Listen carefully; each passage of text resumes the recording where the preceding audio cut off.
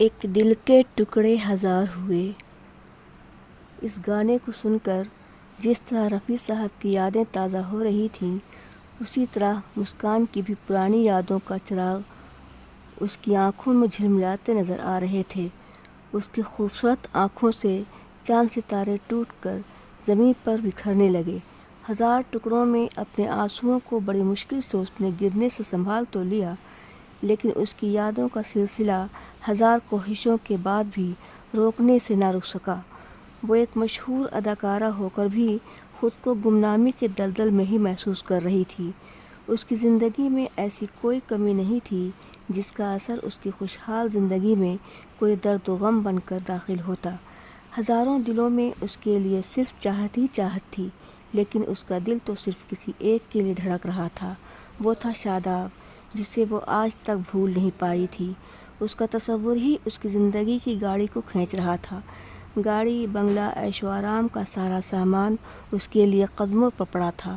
اس کے ایک اشارے پر قیمتی سے قیمتی چیز اس کے استعمال میں آنے کے لیے اس کی ہتھیلی پر موجود تھی، لیکن وہ اپنی زندگی کو بڑی سادگی سے گزار رہی تھی۔ وہ اپنے عالیشان بنگلوں میں خود کو تنہا پا کر اپنی تنہائی سے بیزار ہونے لگی تھی۔ عمر کی اس دہلیز تک وہ پہنچ چکی تھی جہاں سے ہزاروں رشتے آ کر واپس چلے گئے تھے۔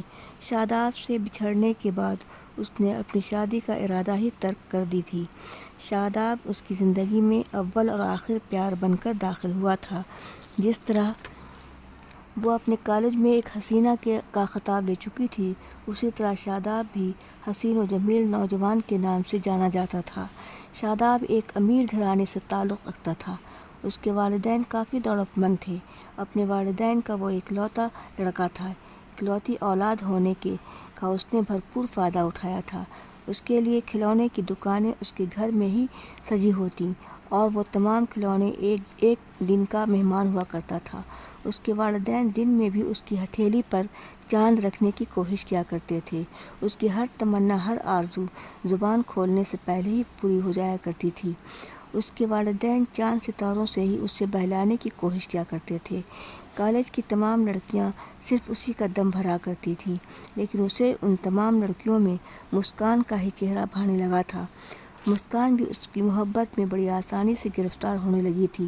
رفتہ رفتہ دونوں کی محبت دل کی گہرائیوں کو اس مقام تک پہنچ چکی تھی جہاں پہنچ کر وہ دونوں ایک دوسرے سے جدا رہنا مشکل نظر آ رہا تھا۔ ایک دن کی بھی جدائی ان دونوں کو گوارا نہیں تھا۔ کالج سے فرصت ملتی تو وہ دونوں اکثر ایک دوسرے کے قریب ہوتے۔ ریسٹورینٹ، پارک، میوزیم میں وقت گزارنا ان دونوں کا مشغلہ تھا۔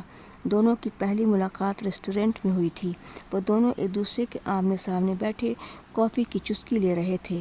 جگجیت سنگھ کی غزلیں اپنے میٹھے انداز میں ان دونوں کا دل بہلا رہی تھی۔ جھکی جھکی سی نظر بے قرار ہے کہ نہیں، دبا دبا سا سہی دل میں پیار ہے کہ نہیں۔ اس غزل کے ایک ایک الفاظ ان دونوں کے دل میں اترنے کی کوشش کر رہے تھے۔ اپنی میٹھی میٹھی باتوں کی کلیوں سے وہ دونوں ایک دوسرے کو خوشبو پہنچا رہے تھے۔ اسی طرح وقت کا پنچھی خوشیوں کا پنکھ لگائے اڑتا جا رہا تھا۔ کالج بند ہونے والا تھا۔ امتحان کے رزلٹ نکل چکے تھے۔ اپنے گھر جانے سے پہلے دونوں نے ایک دوسرے سے ملاقات کی۔ مسکان ریت پر اپنے خواب و خیالوں کے محل کی بنیاد ڈال رہی تھی اور شاداب اس کے آنچل میں سرخ گلاب کھلانے کا خواب سجا رہا تھا۔ شاداب مسکان سے قسمیں وعدے نبھانے کا عہد کر رہا تھا اور مسکان گمسم بیٹھی اس کے قسمیں وعدوں کو سچ کا لباس پہنانے کی کوشش کر رہی تھی۔ اس نے اپنی خاموشی کو چند لفظوں سے توڑنے کی کوشش کی۔ شاداب، مجھے بھول نہ جانا، تمہارا انتظار کروں گی۔ جب تک تم میری بارات لے کر نہیں آؤ گے، میں کنواری ہی بیٹھی رہوں گی۔ میری ڈولی تمہارے گھر جائے گی، ورنہ میں دلہن ہی نہیں بنوں گی۔ تمہارے کیریئر کا سوال ہے، اس لیے میں تمہیں دوسرے شہر جانے کی اجازت دے رہی ہوں۔ نوکری مل جانے کے بعد واپس اپنے ساتھ لے جانے ضرور آنا۔ زندگی کی آخری سانس تک میں تمہارا انتظار کروں گی۔ کافی دیر ہو رہی ہے، جاؤ شاداب، تمہیں شہر جانے کی تیاری بھی کرنی ہے۔ وہ دونوں ایک دوسرے سے رخصت ہو کر گھر چلے گئے۔ شاداب دوسرے ہی دن شہر چلا گیا۔ اس کو ایک اچھی کمپنی میں نوکری بھی لگ گئی۔ مسکان انتظار کی گھڑیاں کو بے چینی سے گننے لگی۔ چند مہینوں تک خط اور فون کا سلسلہ جاری رہا۔ خط اور فون سے وہ اکثر مسکان کو تسلی دینے کی کوشش کرتا۔ مسکان، میں جلد ہی واپس آ رہا ہوں، شادی کے بعد میں تمہیں بھی شہر لے کر آ جاؤں گا، تم ہمارے ساتھ ہی رہنا۔ لیکن چند ہی مہینوں کے بعد خط اور فون کا سلسلہ شاداب نے بالکل ہی ختم کر دیا۔ مسکان اس کی واپسی کے انتظار میں اپنی زندگی کی گھڑیاں گننا بھول گئی۔ اس کے لبوں کی مسکراہٹ بھی کھو گئی۔ اس کے لبوں پر خاموشی کا تالا کبھی نہ کھولنے کی قسم کھا چکا تھا۔ اس کے لیے ہزاروں رشتے آئے، لیکن وہ اپنی شادی کا نام بھی سننا نہیں چاہتی تھی۔ اس کے والدین نے اسے بتائے بغیر اس کا رشتہ طے کر دیا۔ مسکان کو اپنی شادی سے کوئی دلچسپی نہیں تھی، لیکن وہ اپنے والدین کے سامنے انکار کرنے کی ہمت نہیں جٹا پائی۔ بارات بڑی دھوم دھام سے آئی۔ اسے مجبوراً دلہن بننا پڑا۔ مسکان کو اپنی وفا کا دم گھٹتا نظر آ رہا تھا۔ سرخ جوڑا اس کے لیے کفن بن چکا تھا۔ مہندی اس کی ہتھیلی پر خون سے بھی زیادہ سرخی لیے تھی۔ چوڑیاں بھی گمسم اس کی کلائیوں کو آباد کرنے کی کوشش میں کامیاب نہیں ہو رہی تھیں۔ ماتھے کی بندی اس کی بدنصیبی پہ اپنی چمک کھو بیٹھی تھی۔ اس کے ذہن میں ایک ہی خیال آ رہا تھا، اپنی شادی سے وہ کس طرح خود کو بچا پائے گی۔ گھر میں ہر طرف شور و غل کا ماحول تھا۔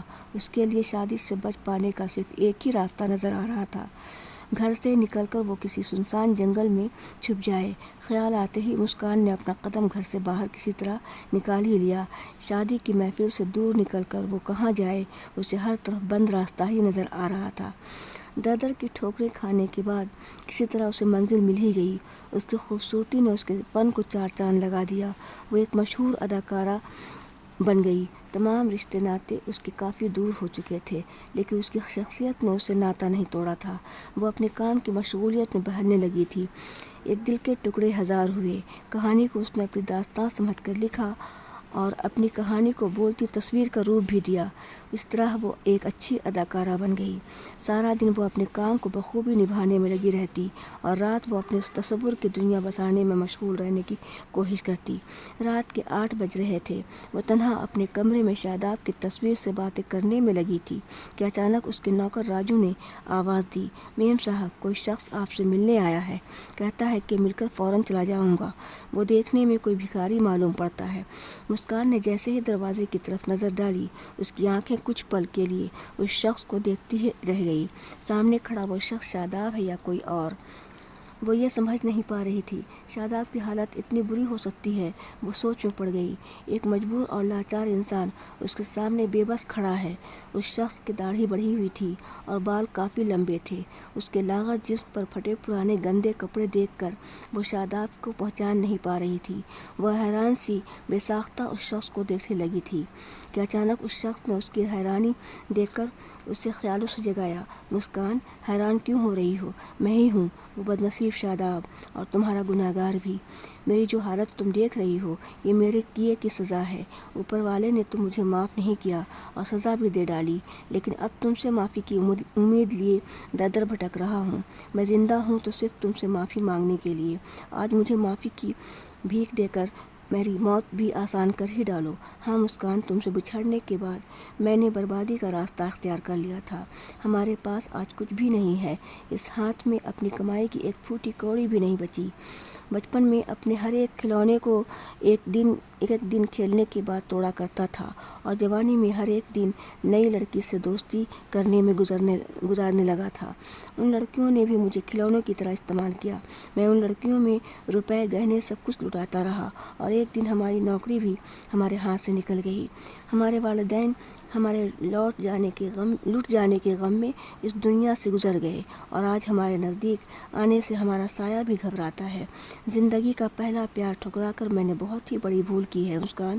زندگی میں پہلا اور سچا پیار ہر کسی کو نہیں ملتا، اور جسے ملتا ہے اس کی اہمیت جو انسان نہیں سمجھ پاتا، وہ ہمیشہ سچی محبت پانے کی کوشش میں ہماری طرح بھٹکتا ہی رہتا ہے۔ تم سے بچھڑنے کے بعد ہزاروں لڑکیوں میں وہ پیار ڈھونڈتا رہا، اور اس کوشش میں تم سے دور ہوتا چلا گیا۔ لڑکیوں کی بھیڑ میں تمہاری یادوں کو بھی میں نے کھو دیا تھا۔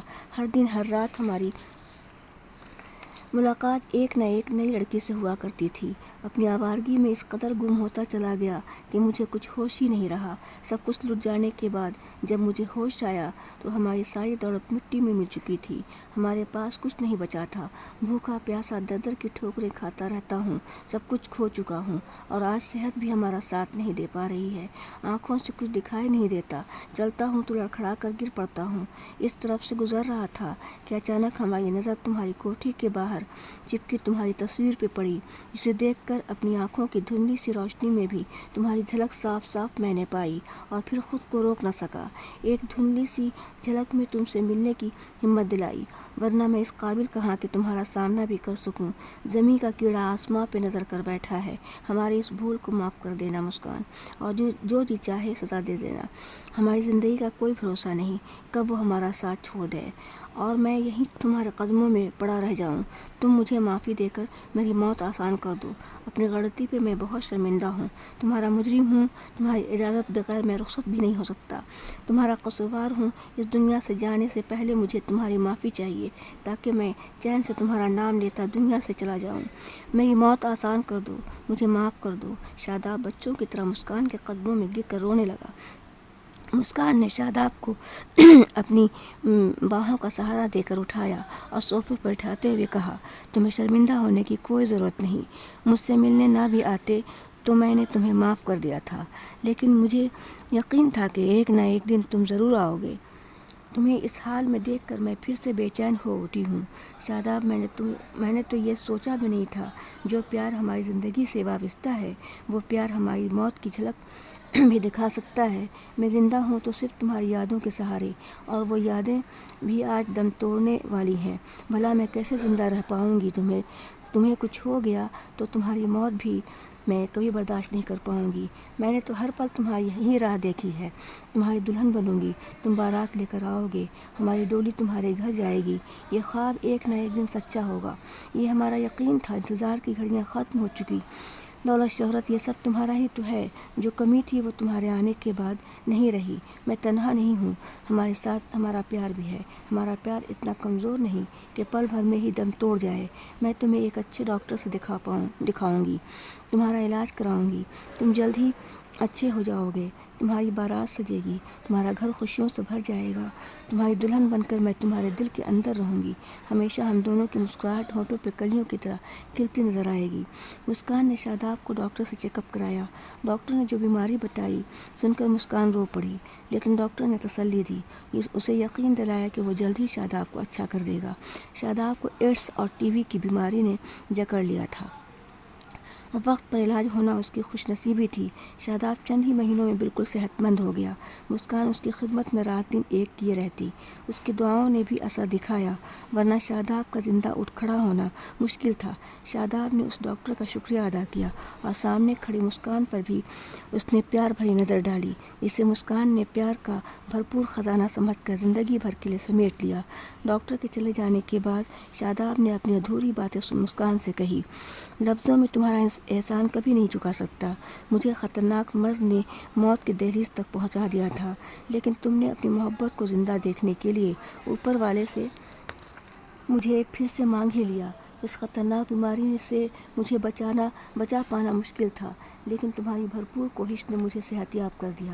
مسکان نے اسے سمجھانے کی کوشش کی، جو انسان غلطی کا احساس کر لیتا ہے وہ اپنے گناہوں کی سزا سے بھی دور ہو جاتا ہے۔ تم بالکل بے قصور ہو، غلطی انسان سے ہی ہوتی ہے، تم نے کوئی گناہ نہیں کیا ہے شاداب۔ کوئی بھی انسان فرشتہ نہیں ہو سکتا، ایک نہ ایک غلطی زندگی میں انسان سے ہو ہی جاتی ہے۔ تمہاری تمام غلطیوں کو میں نے معاف کر دیا ہے۔ تم دیر آئے لیکن وقت پر ہی آئے ہو۔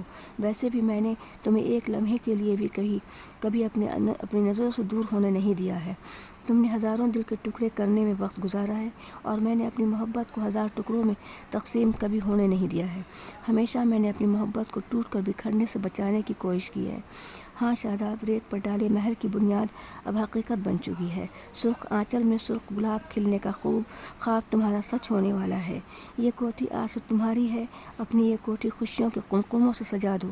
اس کوٹھی کے کونے کونے میں قہقہوں کی شہنائیاں گونجنے دو۔ خوشیوں کی ڈول اور گیت سے اس آنگن میں شور و غل کا ماحول سجنے دو۔ جاؤ شاداب، تمام گلے شکوے بھول کر اپنی بارات ہماری ڈولی لے کر آؤ۔ دلہن کے سرخ جوڑے میں میں تمہارا انتظار کرتی ملوں گی، جاؤ شاداب دیر نہ کرو۔ ٹیپ ریکارڈر آن تھا اور گانا دھیمی دھیمی آواز میں سنائی دے رہا تھا، بہارو پھول برساؤ، میرا محبوب آیا ہے۔